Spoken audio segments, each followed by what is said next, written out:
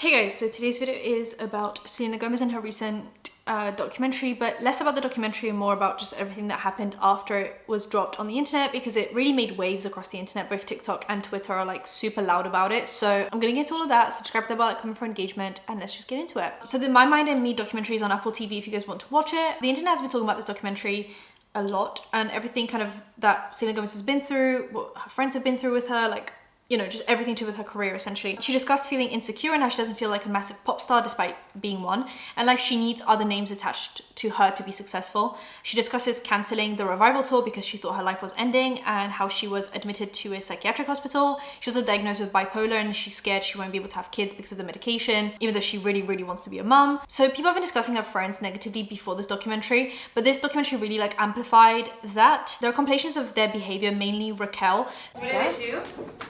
That makes you feel sick. Yeah.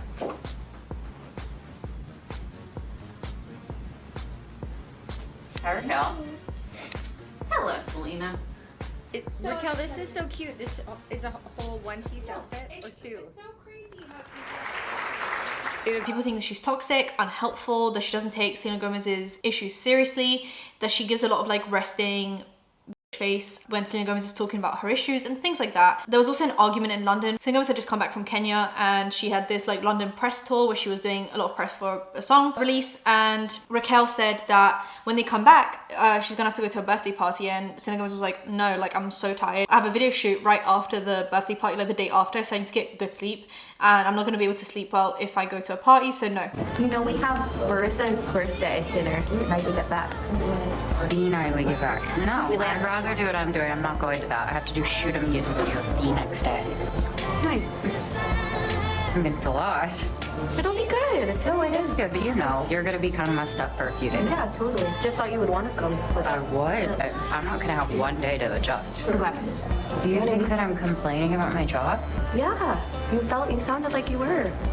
Not at all. Raquel was saying I need to get rest. Not like it's a bad thing. Of No, course, it's not a bad thing at all. I was the way that you said it's not what you said. So I was not complaining about work. I was literally just complaining that it'd be nice if I get more sleep. You think I'm ungrateful for it? No, I don't think you're say. ungrateful. I just feel like you've been so like down kind of the past couple of days. So I'm trying to figure out what's going on. We had the most amazing week in Africa. I know. I'm just waking up. You've heard me tell everybody how much I love London. What else do you want from me? Nothing.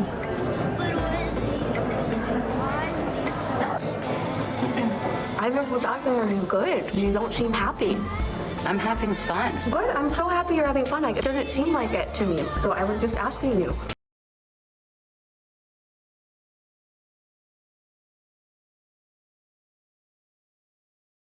And Raquel seems kind of ungrateful while calling Selena Gomez ungrateful for not wanting to go to a birthday party, fully well knowing that she has a photo shoot afterwards. She just came off a press tour, she just came back from Kenya. Like, there's a lot going on that, like, I feel like a birthday party is like the last thing that should be on Selena's mind. Her friends don't necessarily say anything mean outright, but they also don't look like they're taking what Selena is saying seriously. They're her friends, but they like don't live her life or walk in her shoes. So obviously it's difficult for them to understand, I guess, what she's going through. She also said that she felt like a product a lot and not a human being during interviews, that no one actually listened to her answers or ideas about her life. She even pinpointed this one interview where she felt like she wasn't really being listened to. Is there any other hobby you would like to try? I gotta say, I'll do a little bit of all of this for a while, but eventually when it all slows down for me, I'm probably going to devote most of my life to philanthropy. Okay, that's good for me. Wow, thank you. Appreciate it. Thank you very much. Felt like you really understood. All right, are we good? Yeah, honey. Come on, We're done. Okay, we're gonna change. Fucking dumbest thing I've ever What happened? I'm done. I can't do that anymore. That's so... Do you know how like cheap it makes me feel? Like, ugh. She's asking me questions, like good ones, and then she didn't even pay attention to what I was saying. I don't want to do that ever again. I feel like a product. It was like making me angry. You know what it is? It made me feel like this. It's a trigger. I just like, I've spent years of my life trying to not be that. I fucking look like a witch with the outfit doing it all, like the wand again. Whatever, it's fine. You don't have to do it again. However, some interviewers have come out to talk about how Selena has been quite dismissive. So I'm going to play some like for and against. I like to give some nuance to the topic. It's Saturday and I've clearly not got up from last night yet. I'm just like chilling on my sofa, eating chicken nuggets, and I'm watching the Selena Gomez documentary, which, to be honest, has been making me cry for the last hour. Oh, because it's about her struggle with bipolar, and like, as someone that suffered with terrible mental health and depression, it's like relating to me on quite a deep level. And then it cuts to her doing radio promo in London, and I ask the world's most stupid question. Selena, you're single. It makes me really emotional, and I want to give you a hug and wrap you in a blanket and just talk about boys forever. I think the point of the song is so that I really don't need to sit around and talk about boys. I'm so annoyed with myself. I'm so annoyed with myself. I love Selena's response, by the way. That's the best response I've ever heard. I don't really remember this moment, and I don't really remember asking that question. So I don't know if I came up with that question or if it was written for me, but you might see these interviews and think, oh my God, like, he got to meet Selena Gomez, but I didn't actually get to meet Selena Gomez. It does, in the context of this film, look like the world's most inappropriate question. So I'd like to apologize. We only had like 10 minutes together. When you're interviewing a celebrity like that, you're pretending to be their best friend and not scream, even though it's Selena Gomez. And you have to be really professional. And then also, like, I don't know, I feel like I haven't been professional. Anyway, I'm like obsessively in love with Selena Gomez and her art and the lyrics and the power that she is giving the world. So it really upset me that that was my moment. And when I sat down to watch it, I was like, oh my God, this is so powerful. What an amazing film.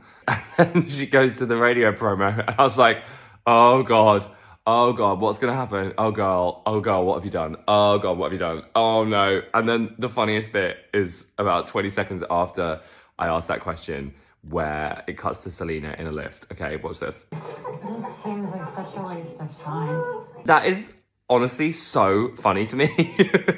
I love you, Selena. Please forgive me. It just seems like such a waste of time. I'm not really for or against. I don't really know much about Selena.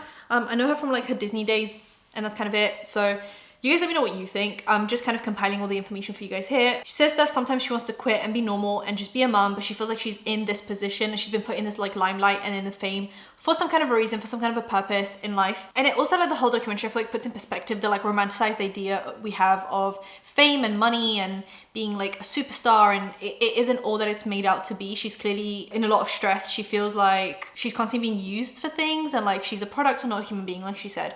They don't really mention the kidney transplant much with Francia, but this wasn't really about that. It was more about like her mental health to do with fame rather than the kidney transplant. But that has been an issue after the documentary came out, because Selena Gomez in an interview said that the only friend in the industry that she has, and it said in the music industry, but music was put in like brackets, so basically it was implied. She didn't say music industry, she said industry, and Francia has been in the industry, just not the music industry. So this can be taken either which way. Selena Gomez said she hasn't really had many friends in the industry, and the only friend she really has in the industry from the cool girls is Taylor Swift. Now, this was then reported on by E! News, and Francia left a comment under that E! News post and said, interesting, which she then deleted. Everyone saw that, they screenshotted it and they posted it.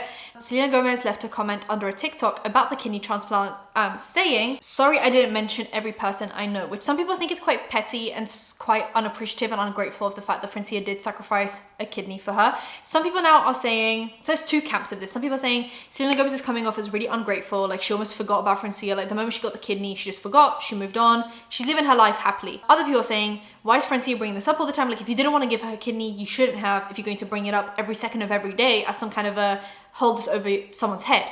However, there have been interviews in the past that Francia has done. Well, sources have come out that Francia is quite upset about the fact that Selena Gomez is still drinking alcohol after being given a new kidney, because obviously kidney and alcohol doesn't really go well. Now, that is something that sources are saying. I don't really know the ins and outs of how much alcohol Selena Gomez is drinking, how much she's allowed to drink. I don't really know, but it is being said that Francia is quite upset about Selena Gomez's lifestyle regarding having a new kidney. So they kind of weren't friends for a little bit, and then they reconciled in 2022 from what I'm reading in like the sources and the magazines. And then after all of this happened, Francia actually unfollowed Selena Gomez on Instagram. So once again, they're kind of in not very good situations in the friendship. I don't know, I want you guys to let me know what you think. Like, if someone gives you a kidney, should you, one, live the kind of lifestyle that they want you to live? Like, do they have any say over the life that you live? Like, how much alcohol you're drinking? You know, there are TikToks of Selena Gomez joking about drinking a lot of alcohol. I'm actually only drinking 1 day a week. Yeah. And then like Friday and Saturday. So like 3 days a week. And then like Thursdays, because like Thursday, so fun.